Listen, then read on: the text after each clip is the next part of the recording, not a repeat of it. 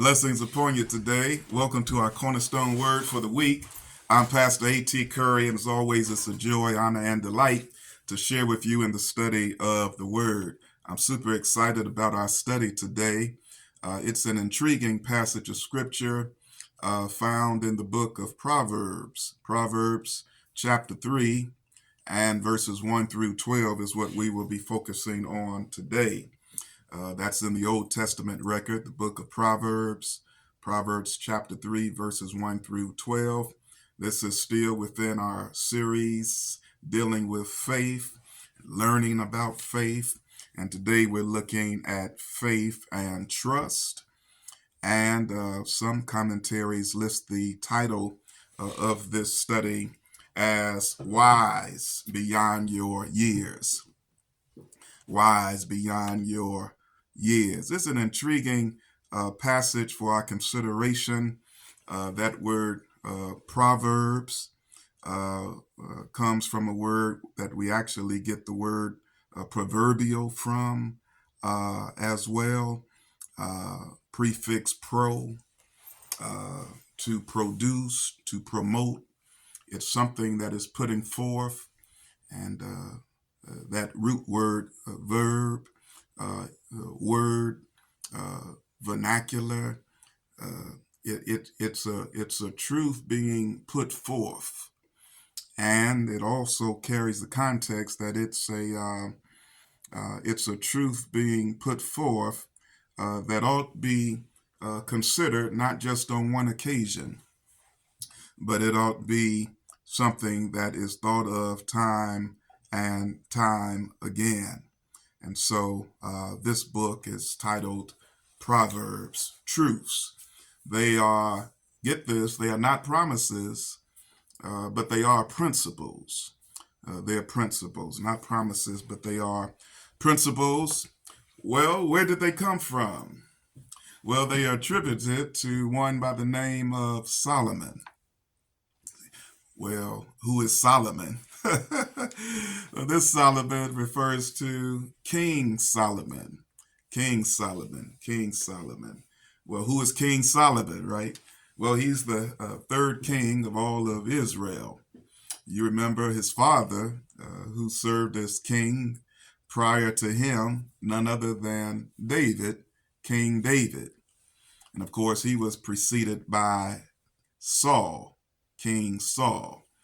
And you recall that prior to Israel having kings, they had judges. You see that in the Old Testament record, the book of Judges, and then you encounter judge after judge. Then finally, the people decided they no longer wanted a theocracy, one ruled by God. And so they wanted a monarchy, one ruled by an earthly king. And so they end up with Saul, much to their detriment. And then, of course, David, and now Solomon, King Solomon. King Solomon was very wealthy. He, of course, built the famous, the most royal temple ever built there. And so he was great in terms of material things. But when God found delight in him, the biblical record is the Lord would give him what he would request. And of all the things he could have requested, more power, more money, of all the things he could have requested, he requested wisdom, more wisdom that he might be able to lead the people of God in the way that the Lord would have him to do so. And so he ends up being blessed with great wisdom. And because of his request for the things of God and the things that would help the people of God and help him lead the people of God, he ends up being blessed with even more things that are material as well. And so he was the wealthiest man in the world, as well as known as the wisest. And so he is attributed to having provided these wonderful words of wisdom, these Proverbs. And so we're looking at chapter 3 today. And notice, if you will, that when you read these verses, um, keep a couple of things in mind from a practical standpoint. And Proverbs always deal with a practical matter. They try to take a principle. It's not necessarily theology, but it's good wisdom uh, uh, uh, that does consider theology in it. And again, these are not promises, but they are principles. Solomon in his wisdom is uh, sharing his wisdom on everyday matters that can lead one to live and to have a blessed life. Now, you say, well, I've got all of that. How do we know all of this about Solomon? Well, to fully understand Proverbs, it's good to read First Kings. And when you read the book of First Kings, uh, that would be chapter 4 in particular. Let's just look at a few verses there, and it will shed more light on our study today. So when you read Proverbs, first read First Kings chapter 4. Let's look at verses 29 through 34 or so today. First Kings chapter 4, verse 29. And God gave Solomon wisdom and understanding exceeding much, and largeness of heart, even as the sand that is on the seashore. So you know that's a whole lot, right? Verse 30, and Solomon's wisdom excelled the wisdom of all the children of the east country and all the wisdom of Egypt. And you know, our ancestors in Egypt were brilliant, building pyramids that have not been duplicated today. Verse 31, for he was wiser than all men, than Ethan the Ezrahite, and Heman and Chalcol and Darda, the sons of Mahal, and his fame was in all nations round about. Verse 32, and he spake 3,000 proverbs. So you see now why it's necessary to understand this to get a better understanding of Proverbs. So he wrote some 3,000 proverbs. We have a few listed in our Old Testament Bible, and you can see why they were chosen to be included when you study each one. And his songs were 1,005. Verse 33, and he spake of trees, from the cedar tree that is in Lebanon, even unto the hyssop that springeth out of the wall. He spake also of beasts and of fowl and of creeping things and of fishes. You find all of these things from time to time mentioned within the Proverbs as things that people are familiar with, that he uses to help shed light on the wisdom he wants them to have. Verse 34, and there came of all people to hear the wisdom of Solomon from all kings of the earth, which had heard of his wisdom.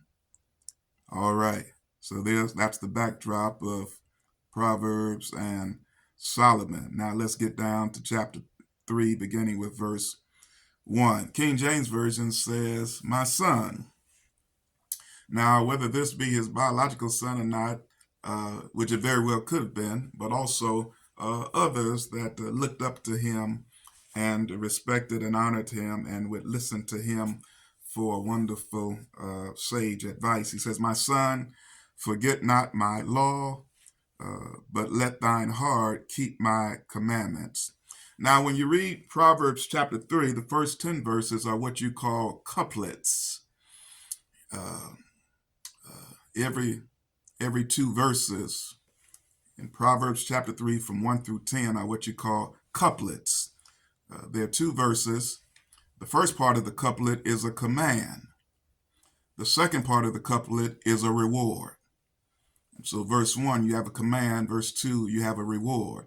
Verse 3, command. Verse 4, reward, all the way through verse 10. So there are 5 couplets. That was the design of the proverb. So keep that in mind as you're reading it well. So first verse I just read for you, that's the command. Son, forget not my law, but let thine heart keep my commandments. That's the command. And then here's the reward: for length of days and long life and peace shall they add to thee. Now, when it talks about forget not my law, he's talking about the laws uh, previously found in the Old Testament, the statutes and things of that nature. And it says, but let thine heart keep them, not just your head and not even just your actions, but rather your heart, your intent, your desire. That's the problem. That was the problem with the law, and still today. You cannot earn salvation by acts. The act is done by Christ, who gives us the gift of salvation. And so he says, let these things, let my commandments, my statutes be kept, but let them be kept in your heart. There were others who would do things because the commandment said so. So he's saying, no, don't do it just for that. Do it because it's in your heart to do, because you love the Lord our God who gives us the commandments. Yeah, that's why we do good, not just to fulfill the Old Testament law and the commands that it brings. We would fall short with that every time anyway. Thousands and thousands of statutes and laws. And the Apostle Paul says we are not saved by our works. In essence, he says we work because we are saved. And the Bible goes on to talk about it's the heart of the individual. That's what the Lord looks for. So many people look on the outside, but God looks on the inside. So he says, don't just do the right thing, but have the right thing in your heart. And you do that command, and then the reward will be blessed days, a good life, a life of peace, not one of just constant confusion and turmoil, but peace. It says, shall they add to thee. Verse 3, here's the command: let not mercy and truth forsake thee. Bind them about thy neck, write them upon the table of thine heart. Let not mercy and truth forsake thee. Messenger translation puts it this way: don't lose your grip on love and loyalty. King James Version says again, bind them about thy neck. Now, some commentators and instructors on this text say that means wear it as a bracelet, but I don't think that was the intent of the writer here. I don't think that was the intent of Solomon. When Solomon says, let not mercy and truth forsake thee, bind them about thy neck, I don't think he's speaking of a necklace. He's speaking of a yoke that goes over the neck of oxen, and it helps one bear the burden of the other one.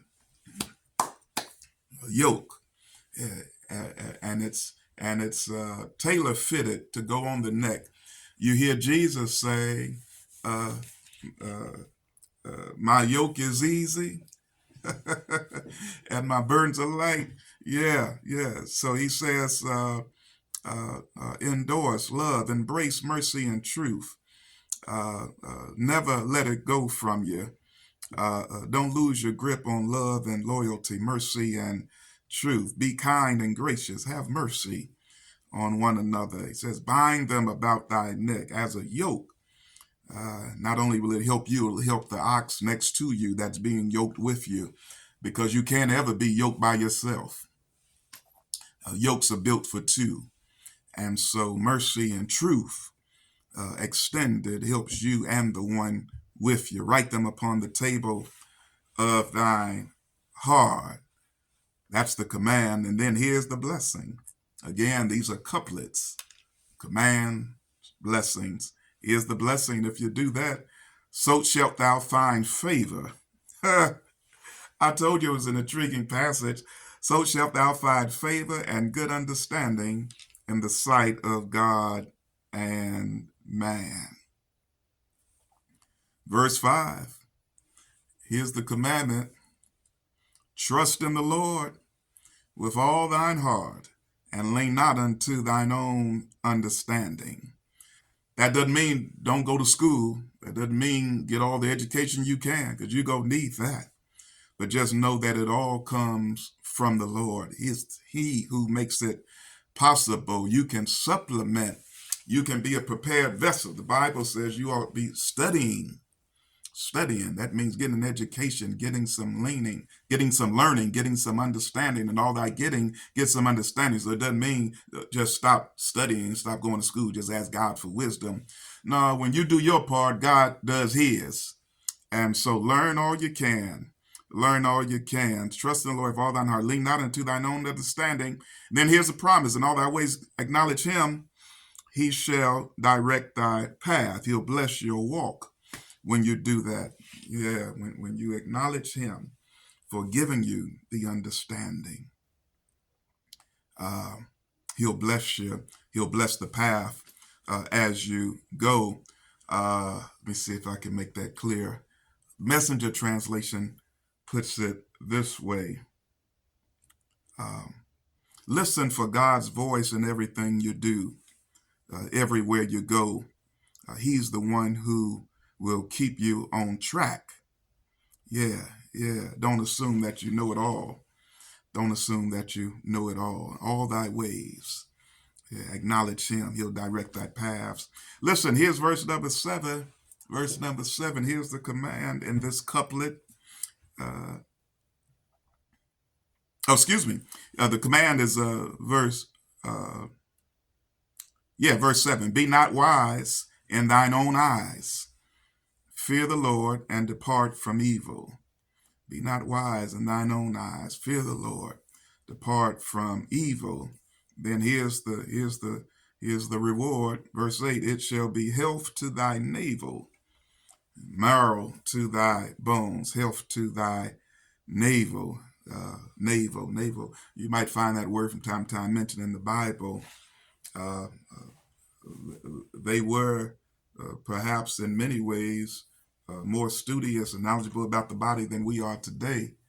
Ancient Egyptians, they mummified people and embalmed people that are still intact today, the bodies. And so they were very knowledgeable about the body, and they knew that so much could be determined by the stomach of one, even the navel. And so it says, be not wise in thine own eyes, fear the Lord, depart from evil. It'll prove to be healthy for your life. Marrow, they knew marrow had so many properties, bone marrow. It said, do all of that and you'll have strength in your bones. And of course, these verses are not simply meant to be taken literally, but figuratively, and certainly trusting in the Lord, having faith in God, seeking His will and His way in all that we do does not merely mean you will be materially blessed, but so many things you will be blessed in that money cannot buy. Hope, peace, joy, love, friendship, fellowship, and so much more. Verse 9, here's the commandment: honor the Lord.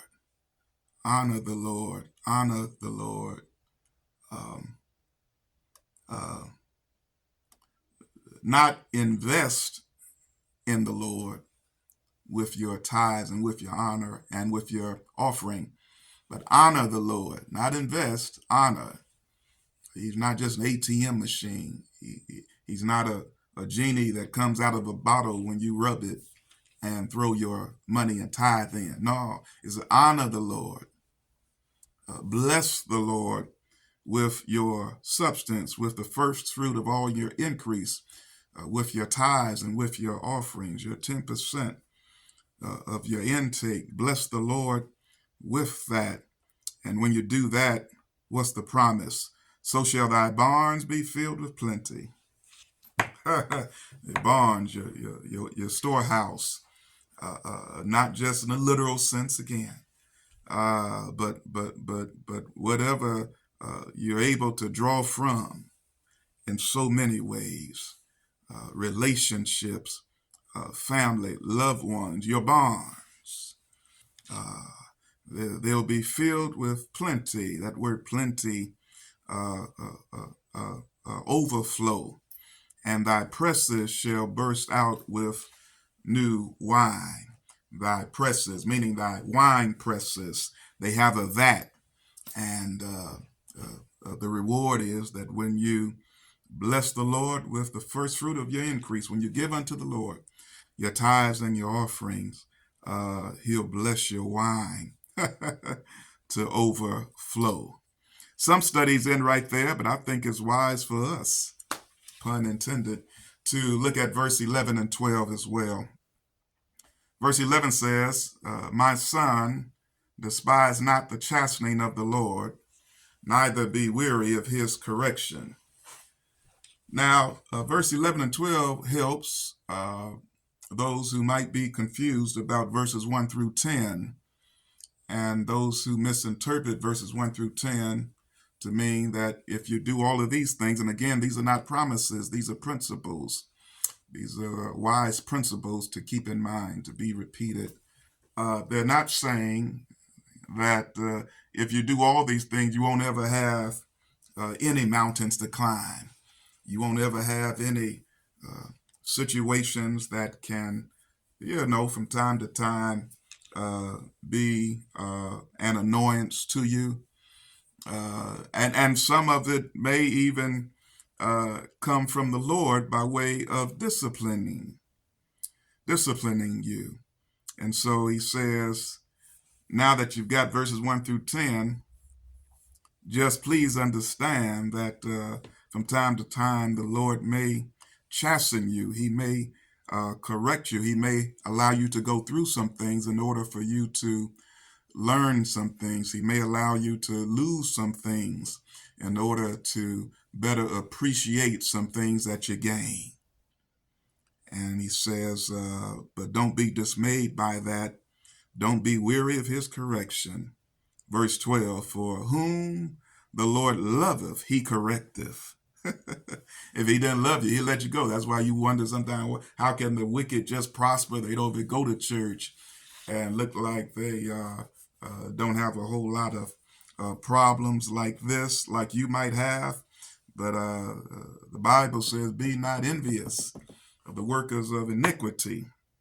Those who do evil, don't have to envy them. They'll get their just reward. They'll be cut down sooner or later and be consumed. But they that wait upon the Lord, shall renew their strength. And so he says that the Lord correcteth those whom he loves, even as a father the son in whom he delighteth. I thank God for his word today. I told you it was an intriguing passage, Proverbs 3, 1 through 12, faith and trust, wise beyond your years. I'm super excited about next week as we'll look at Second Chronicles chapter 20, verses 13 through 20. That's faith and encouragement. Second Chronicles chapter 20, verses 13 through 20. Faith and encouragement.